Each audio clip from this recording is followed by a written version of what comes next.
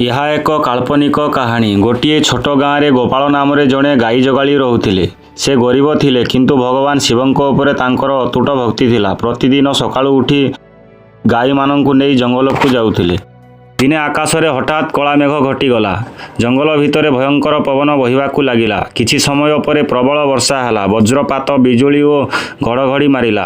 ସମଗ୍ର ଜଙ୍ଗଲ କମ୍ପି ଉଠିଲା। ଗାଈମାନେ ଭୟରେ ଏପଟ ସେପଟ ଦୌଡ଼ିବାକୁ ଲାଗିଲେ। ବର୍ଷା ଆହୁରି ବଢ଼ିବାକୁ ଲାଗିଲା।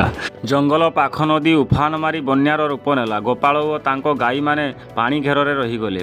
ଗୋପାଳ ଭୟଭୀତ ହୋଇ ଏକ ବଟବୃକ୍ଷ ତଳେ ବସି ଭଗବାନ ଶିବଙ୍କୁ ପ୍ରାର୍ଥନା କଲେ, ହେ ପ୍ରଭୁ ମହାଦେବ, ଆମକୁ ରକ୍ଷା କର।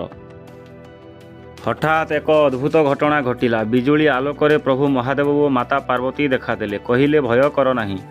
ତୁମେ ଯେଉଁ ବୃକ୍ଷ ତଳେ ବସିଛ, ସେଠାରେ ଏକ ଶିବଲିଙ୍ଗ ଅଛି। ତୁମେ ତାହାକୁ ପୂଜା କରିବ।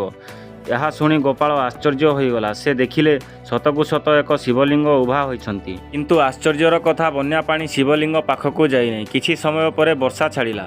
ଗୋପାଳ ଗାଈମାନଙ୍କୁ ନେଇ ଗାଁକୁ ଫେରିଲେ। ଏସବୁ ଘଟଣା ଲୋକମାନଙ୍କୁ କହିଲେ। ଏହା ଶୁଣି ଗାଁ ଲୋକମାନେ ଦେଖିବାକୁ ଗଲେ। ସେହିଠାରେ ଏକ ସୁନ୍ଦର ମନ୍ଦିର ନିର୍ମାଣ କଲେ।